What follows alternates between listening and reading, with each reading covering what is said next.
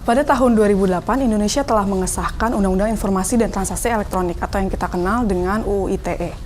Undang-undang ini sudah direvisi pada tahun 2016, namun kenyataannya hingga pada hari ini undang-undang ini banyak digunakan untuk mengkriminalisasi dan juga merepresi kebebasan berekspresi dan berpendapat. Sebetulnya bagaimana implementasi dari UU ITE ini dan bagaimana seharusnya kita merevisi undang-undang ini di tahun 2023, mari kita saksikan di Tifa and Friends kali ini.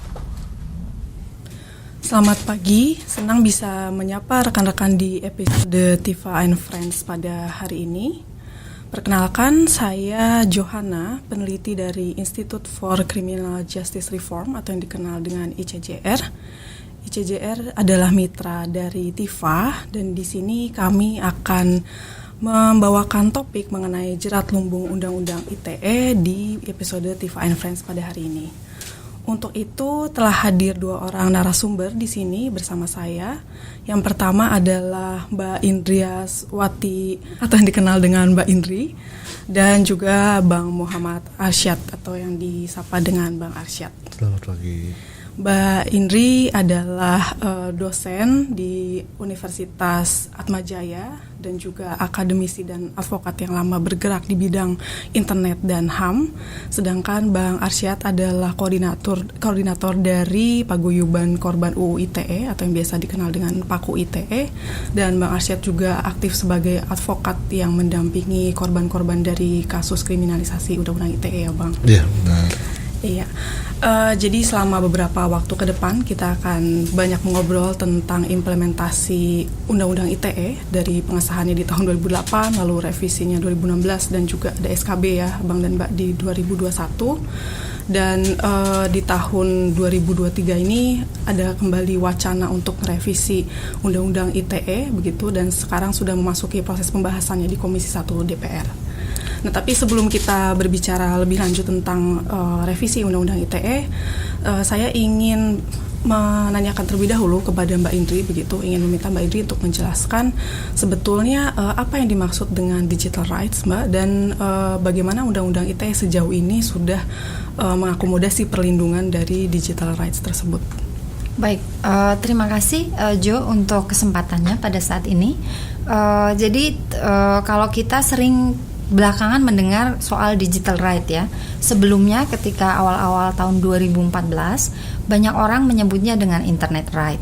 Jadi apa bedanya, lalu apa sebenarnya pengertiannya? Secara sederhana memang digital right itu sebuah terma atau satu ekspresi untuk menjelaskan bahwa setiap manusia sebagai bagian dari kemanusiaannya itu memiliki hak untuk satu, memperoleh akses dan menggunakan internet, memperoleh akses untuk terhubung dengan internet dan menggunakan internet sebagai bagian dari upaya memenuhi hak asasinya yang lain. Jadi dalam hal ini secara sederhana digital right sering diasosiasikan dengan setiap elemen atau komponen yang terkait dengan akses orang terhadap internet untuk menggunakan internet untuk melaksanakan haknya, seperti misalnya hak untuk berekspresi, menyampaikan pendapat, hak untuk menyampaikan pikiran dan aspirasi politiknya, dan beberapa hak yang lain. Jadi secara umum seperti itu. Dulu lebih dikenal dengan hak atas internet gitu. Apa sih internet kok hak asasi manusia? Tapi sebenarnya idenya begitu. Jadi mendudukan internet sebagai sebuah enabler atau satu perangkat yang memungkinkan orang untuk memenuhi atau dapat memenuhi hak asasi manusianya. Kurang lebihnya begitu. Oke, baik. Terima kasih Mbak Indri. Mungkin aku ingin menanyakan apakah peraturan di dalam ketentuan dalam Undang-Undang ITE ini sudah cukup mengakomodasi ya Mbak untuk digital rights tersebut? Baik, jadi sebagai sebuah pengantar, saya rasa kalau kita mau ngomong soal Undang-Undang ITE dan bagaimana pelaksanaannya, mungkin kita baik melihat Undang-Undang ITE itu desainnya kayak apa gitu kan. Jadi kita ingat bahwa Undang-Undang ITE itu lahirnya tahun 2008 dan berbarengan dengan isu mengenai pornografi dan ancaman pornografi online dan ancaman kejahatan online. Ada 2. Satu soal judi online waktu itu yang ramai sekali, yang lain adalah soal kejahatan berbasis sistem informasi Seperti misalnya waktu itu namanya carding, jadi kode kartu itu dipalsukan lalu kartu kreditnya dipakai melalui transaksi online dan seterusnya. Jadi dalam konteks sejarah kita jangan lupa bahwa Undang-Undang ITE lahir karena merespon kekhawatiran dan ketakutan. Jadi kalau sebagian pembela hak asasi manusia bilang nggak ada itu aspirasi hak asasi manusia, kita harus bilang bahwa itu sebenarnya benar.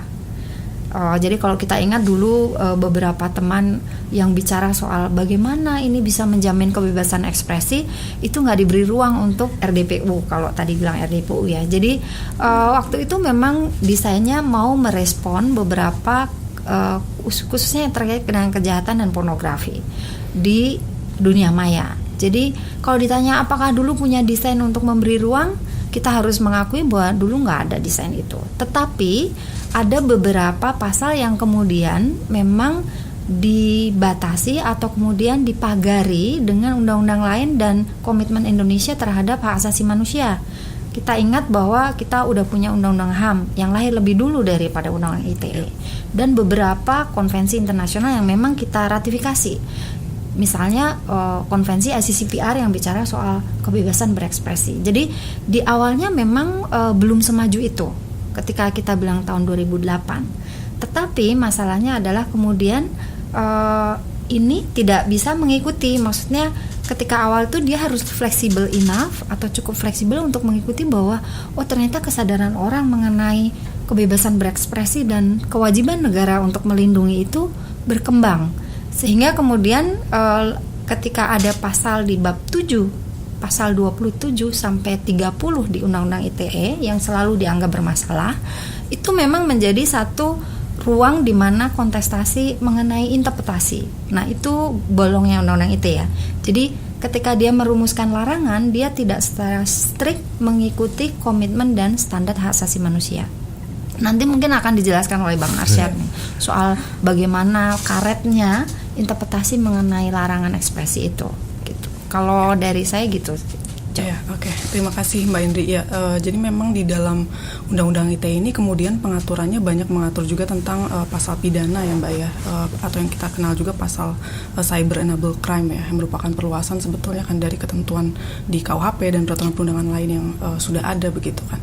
Nah itu ya, saya ingin masuk ke Bang Arsyad nih ya Bang Arsyad.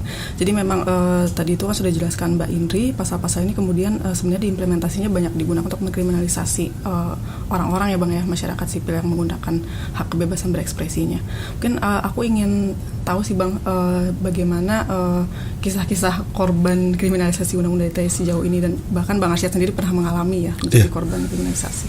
Jadi memang sejak lahirnya Undang-Undang ITE ini tahun 2008 itu awal mula itu ketakutan sebenarnya itu ada pada penulis ya, karena bagaimana blogger atau penulis ini bisa punya daya tangkap yang agak lebih tinggi pada saat itu. Tetapi waktu berjalan ya, Undang-Undang ITE khususnya pasal-pasal defamasi ini ternyata banyak dimanfaatkan oleh kelompok-kelompok tertentu. Ya, saya benar kata Mbak Indri tadi bahwa jangankan isinya, di dalam naskah akademik pun pasal-pasal terkait dengan defamasi ini memang sama sekali nggak ada.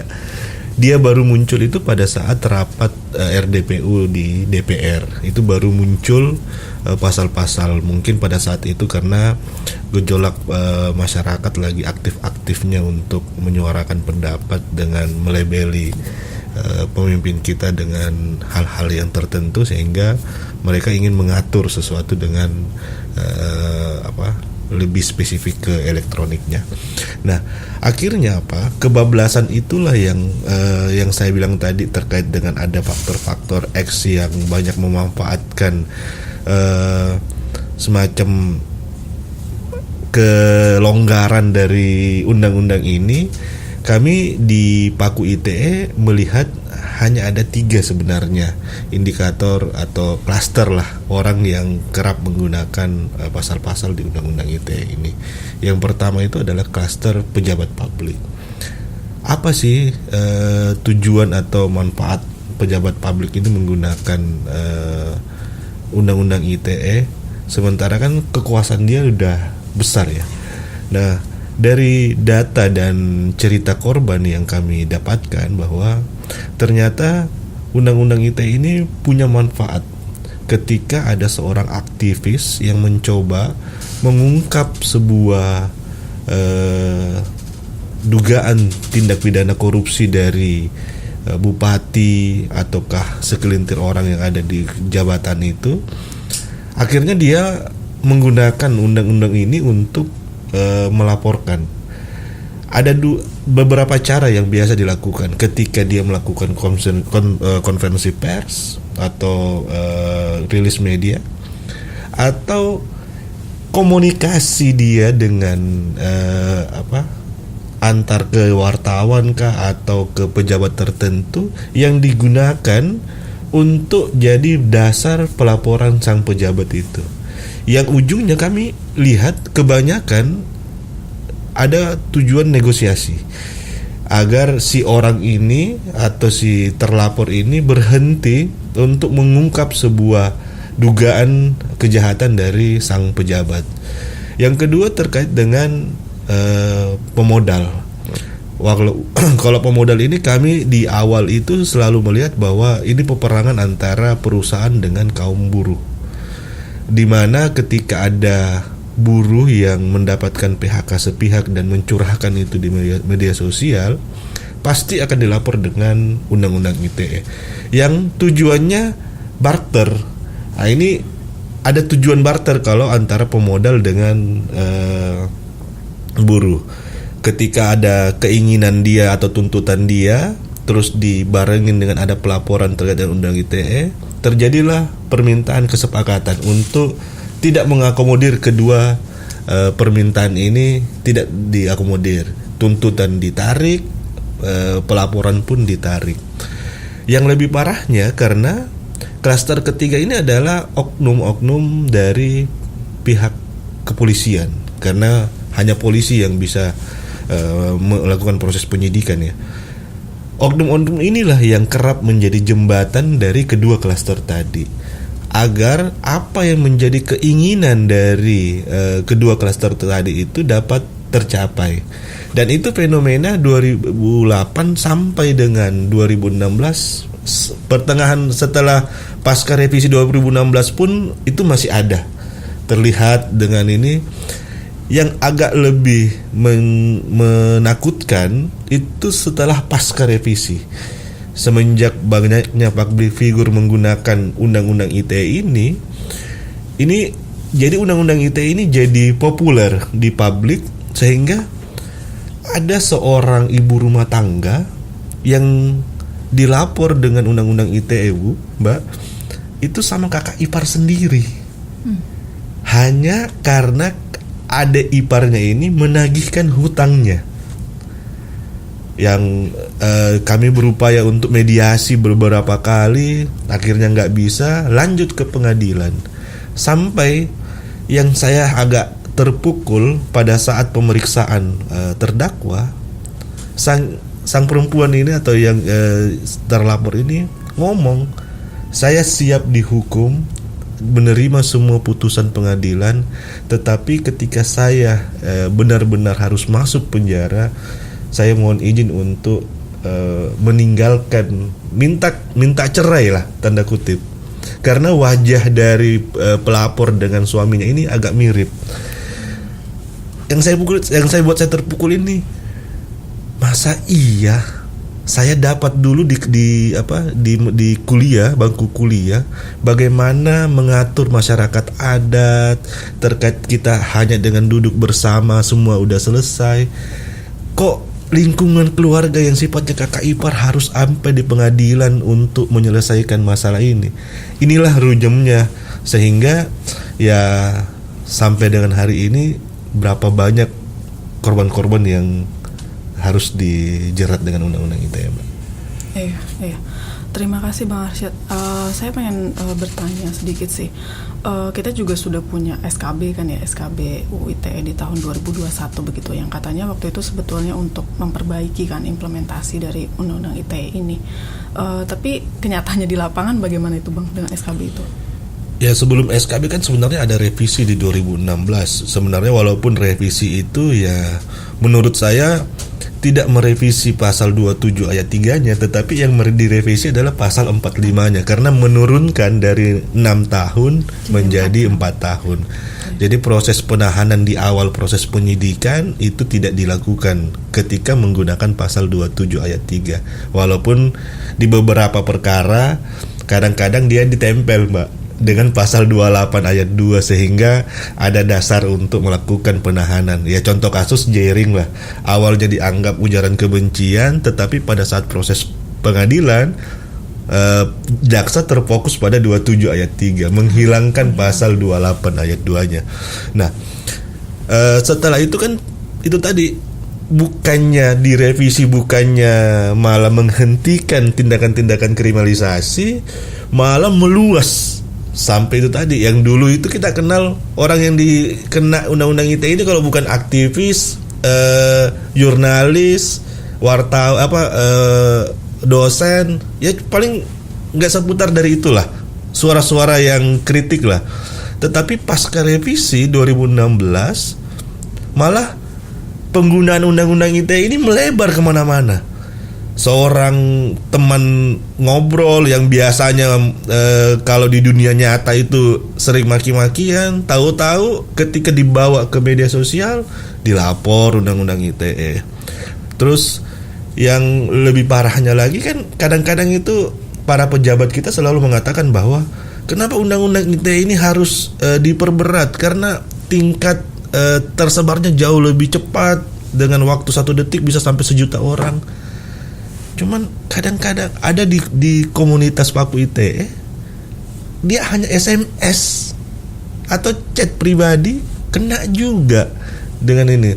Ya pas kita diskusi ya ternyata memang karena undang-undangnya mengatur, khususnya kalau terkait dengan 27 ayat 1, kalau kita lihat di pasal penjelasan dia menjelaskan dengan rinci distribusi itu apa, transmisi itu apa, dapat diaksesnya itu apa. Jadi selama kita menggunakan, jadi kasarnya ini undang-undang ITE, selama kita menggunakan media elektronik, mau itu wilayah privat ataupun publik, tetap masuk kategori transaksi elektronik. Makanya bisa dijerat dengan undang-undang ITE. Yang kedua, dengan adanya SKB ini kita pikir kemarin, ya mudah-mudahan ini akan menurunkan tingkat kriminalisasi yang dilakukan oleh oknum-oknum tadi.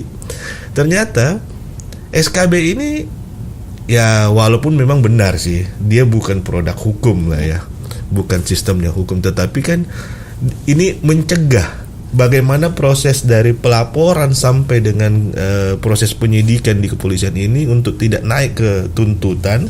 Ini ada proses yang harus lalui. Harus ada verifikasi, kasarnya ada saringan yang agak ketat.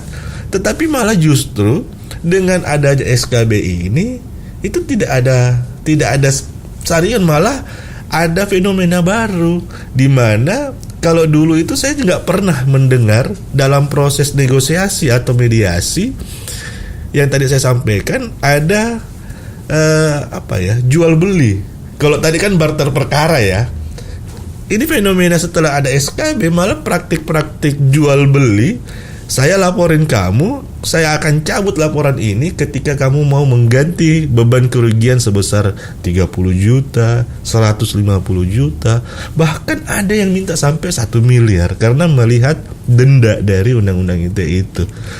Ya jadi menurut saya memang karena dari sisi pasalnya Mbak Indri yang agak karet, agak luas untuk diartikan, karena kalau kita lihat di KUHP Mbak Jo, unsur dari setiap delik yang ada di pencemaran itu sangat detail. Tetapi ketika kita masuk ke undang-undang ITE itu rata-rata hanya 4 unsur. Barang siapa dengan sengaja tanpa hak mendistribusi, transmisi dan atau dapat diaksesnya, setelah itu tindakan pidananya. Hanya keempat unsur itu yang pasti kalau kita menggunakan handphone, satu unsur sudah terpenuhi, transmisi, distribusi dan dapat diaksesnya. Barang siapa kita udah pasti orang. Sisa hanya mencari tanpa hak dengan tindakan pidana. Jadi sangat cepat pihak kepolisian untuk bisa mengumpulkan bukti-bukti untuk menetapkan seseorang menjadi tersangka di Undang-Undang ITE.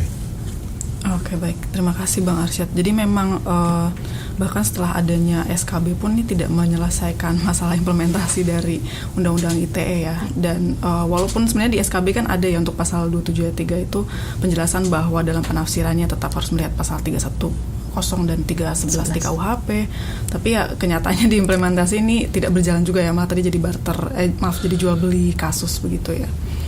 Oke, Mbak Indri dan Bang Arsyad, di tahun 2021 kan ya sebenarnya perintah dari Presiden Jokowi gitu untuk merevisi Undang-Undang ITE ini keluar ya, tapi tertunda begitu ya selama 2022 itu karena ada peraturan perundangan lain yang lebih dianggap lebih penting begitu untuk dibahas dan disahkan. Salah satunya kan KUHP ya, KUHP baru itu yang kita sudah sahkan di 6 Desember 2022 lalu begitu. Dan di ketentuan penutupnya Mbak Indri dan Bang Arsyad pasti sudah tahu ada beberapa pasal yang dicabut dan diganti ya dengan ketentuan di KUHP baru begitu, termasuk juga pasal kesusilaan 271 dan juga pasal pencemaran nama baik ya 27 ayat 3, betul. Nah, di samping itu kemudian di tahun 2023 kan kita kembali digalakan ya oleh pemerintah dan DPR untuk pembahasan dan pengesahan revisi kedua Undang-Undang ITE ini begitu, yang sudah masuk di RDPU juga begitu. Nah, sebenarnya aku ingin ke Mbak Indri dulu gitu. Sebenarnya menurut Mbak Indri bagaimana sebaiknya kita menyikapi revisi Undang-Undang ITE yang kedua ini dengan keberadaan peraturan-peraturan baru ya, ada KUHP, lalu juga sebenarnya kan ada UU PDP dan UU TPKS dan peraturan perundangan lainnya, begitu Mbak. Ya, jadi kalau bicara soal bahwa saat ini sedang terjadi inisiatif yang perbincangan sudah mulai bergulir di DPR, ada 1-2 RDPU yang sudah mulai dilakukan terkait dengan rencana pemerintah untuk mengajukan atau membahas ulang revisi kedua. Jadi ini revisi kedua ya, revisi pertama di 2016. Kalau ada hal-hal yang saya rasa perlu mendapat perhatian lebih dari publik adalah satu soal keluasan masalah. Jadi sudah saatnya kita mendiskusikan soal digital rights itu tidak melulu hanya bicara soal potensi penggunaan dan misuse dari pasal yang terkait dengan pencemaran nama baik, tetapi juga pasal-pasal lain yang sebenarnya menjadi pilar dari pemenuhan digital right itu. Salah satunya adalah yang sangat penting banget menurut saya adalah soal akses. Jadi selama ini persepsi mengenai akses itu bicara soal infrastruktur orang untuk bisa tersambung dan terkoneksi dengan internet. Itu satu hal, tetapi akses juga bicara soal seberapa pemerintah punya kewajiban untuk memastikan kita punya akses terhadap informasi. Jadi bukan hanya infrastruktur tetapi juga akses yang berkaitan dengan informasinya itu sendiri dan ruang opportunity untuk setiap orang memperoleh informasi itu. Hubungannya apa ini dengan revisi Undang-Undang ITE? Kita tahu tahun 2016 di tengah riuhnya pressure dari publik untuk merevisi pasal 27 ayat 3 dan memang itu di-entertain atau dilayani atau kemudian diakomodasi dengan penurunan hukuman yang tadi dikatakan Bang Arsyad dan dilanjutkan dengan SKB karena ternyata kemudian penurunan hukuman nggak cukup, karena seperti saya simpatik dengan ICJR ya yang terus promosi bahwa sebaiknya defamasi itu nggak kriminal lagi tetapi bicara soal civil suit atau bicara soal pertentangan yang sifatnya perdata. Nah itu satu soal. Tapi kembali ke soal akses ini, yang refleksi kita dari revisi pertama tahun 2016 adalah yang juga kurang mendapat perhatian publik adalah ketika riuh rendah soal difamasi, yang dilakukan oleh pemerintah adalah menambah otoritas untuk melakukan filtering and blocking dan memutuskan akses berdasarkan pertimbangan bahwa informasi tersebut dalam tanda kutip tidak baik. Tidak baik menurut siapa? Big question. Jadi di pasal 40 itu ditambahkan kewenangan bahwa dalam hal di mana pemerintah merasa konten, kita menyebutnya konten ya, informasi digital biasa diasosiasikan dengan konten. Konten itu membahayakan masyarakat, maka pemerintah memiliki hak untuk melakukan pemotongan segera terhadap akses terhadap informasi itu. Dan dalam perkembangannya, pemotongan itu bukan berarti menutup akses pada satu informasi, tetapi prakteknya menutup akses pada satu address tertentu atau akun tertentu bahkan. Dan kemudian bukan cuma akunnya, tetapi memastikan bahwa informasi itu di offline-nya, di dalam perangkat komputernya atau hardware-nya atau smartphone-nya, kalau dia tersimpan secara lokal di smartphone, itu juga diapropriasi atau diputus. Jadi ini kan luas sekali ya. Pertama soal batasan, apa yang baik dan tidak baik menurut masyarakat, apa yang disebut membatasi atau membahayakan ketertiban umum, siapa yang menentukan itu? Itu belum ada aturannya, kecuali bahwa selama ini otoritas tertingginya ada di Kementerian Kominfo. Nah, problem dengan ini adalah ada dua, check and balances. Siapa yang bisa memonitor bahwa Kominfo nggak salah? Ya, kita sudah punya beberapa kasus di mana contoh di Papua misalnya satu media kemudian tiba-tiba nggak bisa diakses oleh semua. Ternyata kemudian ada hubungannya dengan konten yang dianggap dalam tanda kutip bermasalah. Lalu soal pertama prosedur and check and balances, itu di dalamnya ada soal di mana kalau kita bisa komplain kalau tiba-tiba akun kita nggak bisa diakses dan kita nggak ada keterangan apa-apa. Dan ini terjadi nggak cuma sekali, banyak kali. Kemana kita prosedurnya? Ke pengadilan? Ke Kominfo? Appeal-nya mau kemana? Itu belum ada aturannya yang lebih rigid, sehingga kemudian bisa menjadi semacam peringatan juga buat yang punya otoritas bahwa your power is limited, kamu nggak boleh macam-macam dan sewenang-wenang gitu. Lalu kemudian juga soal transparansi, apa standarnya? What is the limitation? Apa limitasinya? Jadi rejim hak asasi sudah menegaskan dengan sangat bagus bahwa memang kebebasan berekspresi itu nggak absolut, pemerintah boleh, tetapi ada dong standarnya yang sering dikenal dengan three-part test itu atau tes 3 tingkat. Satu, memastikan bahwa dia ada berdasarkan undang-undang. Bukan cuma undang-undang ada di undang-undang kayak kita kemudian pasalnya karet, no. Tetapi dikatakan di situ bahwa limitasinya harus eksplisit, nggak boleh daftar terbuka. Jadi apa yang dilarang itu harus ditulis sehingga nggak kemudian ditambah-tambah seenaknya. Satu.